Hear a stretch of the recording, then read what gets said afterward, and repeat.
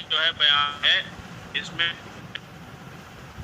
جتنے بھی آپ پڑھیں گے اس کو زبانی یاد کریں گے.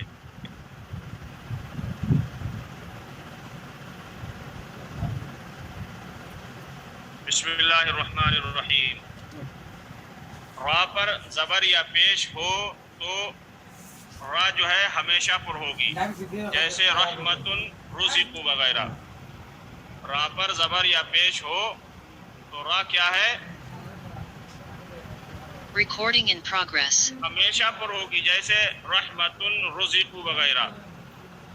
را ساکن سے پہلے زبر یا پیش ہو تو را پر ہوگی، جیسے برقن، یرزقون وغیرہ.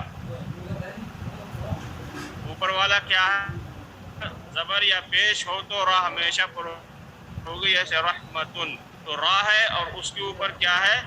زبر ہے. تو یہ را کیا ہے؟ ہمیشہ پر ہوگی. دوسرا ہے را ساکن سے پہلے زبر یا پیش ہو تو را پر ہوگی، جیسے برقن. اب را جو ہے کیا ہے؟ ساکن ہے. ساکن کس کو کہتے ہیں؟ جس پہ جزم لگا رہتا ہے اس کو کیا بولتے ہیں؟ ساکن. تو را ساکن سے پہلے زبر یا پیش ہو تو را پر ہوگی، جیسے برقن، یرزقون. تو برقن میں کیا ہے؟ را ساکن ہے، اس سے پہلے کیا ہے؟ زبر ہے. یرزقون یہ کس کی مثال ہے؟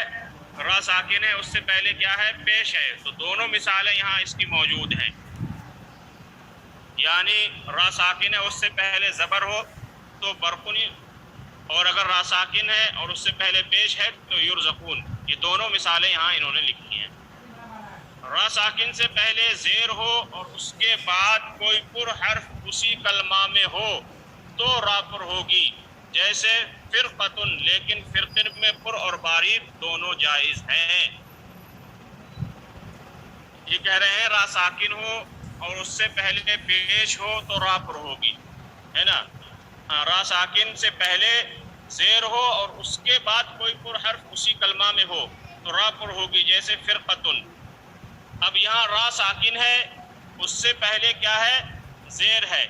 را ساکن ہے، اس سے پہلے کیا ہے؟ فا پہ زیر لگا ہوا ہے پھر. لیکن اب قاعدہ تو یہ ہونا چاہیے کہ را ساکن ہے، اس سے پہلے جو ہے زیر ہے، تو اس کی وجہ سے را جو ہے وہ باریک ہونا چاہیے. لیکن یہاں پہ یہ قاعدہ بتا رہے ہیں را ساکن سے پہلے زیر ہو اور اس کے بعد کوئی پر حرف اسی کلمہ میں ہو تو را پر ہوگی. اب فرقتن جو ہے قاعدہ تو یہ بن رہا ہے کہ را ساکن ہے، اس سے پہلے زیر ہے تو باریک ہونا چاہیے. لیکن اسی کلمے میں اگر کوئی حروف مستعلیہ ہو، یعنی کوئی پر حرف اسی کلمہ میں ہو تو وہ را کیا ہے؟ پر ہوگی. تو اب یہاں پہ حروف مستعلیہ کا قاف ہے، یعنی یہ پر حرف ہے، تو اسی لیے یہاں پہ کیا ہے؟ یہ را پر ہوگی.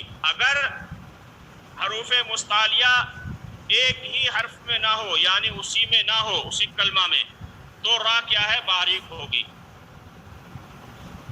لیکن فرقن میں پر اور باریک دونوں جائز ہے. لیکن فرقن میں پر اور باریک دونوں جائز ہے.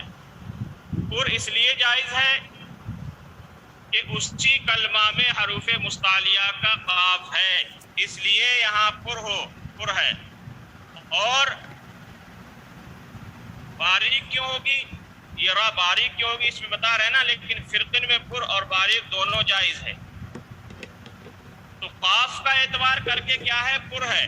اور بین الکسرتین کی بنا پر باریک، یعنی دو زیر کے درمیان یہ را ہے. حروف مستعلیہ کا قاف ہونے کی وجہ سے پر پڑھیں گے، اور اگر کوئی یہاں باریک کرنا چاہے فرقن میں تو کیوں کرے گا؟ وہ بین الکسرتین کی وجہ سے، یعنی جو را ہے وہ کسرہ کے بیچ میں ہے، اس لیے جو ہے یعنی دو کسرہ کے دو زیر کے درمیان ہے، اسی لیے اس کو باریک پڑھیں گے.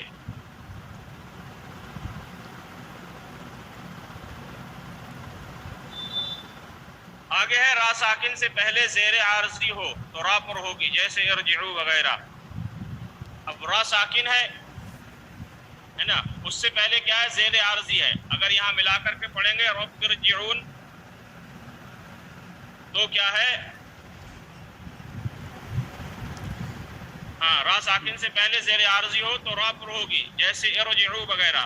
تو یہاں جو زیر ہے یہ عارضی ہے، اس کی وجہ سے کیا ہے پر پڑھیں گے. را ساکن سے پہلے زیر کسی دوسرے کلمہ میں ہو تو را پر ہوگی، جیسے الذی ارتضی وغیرہ.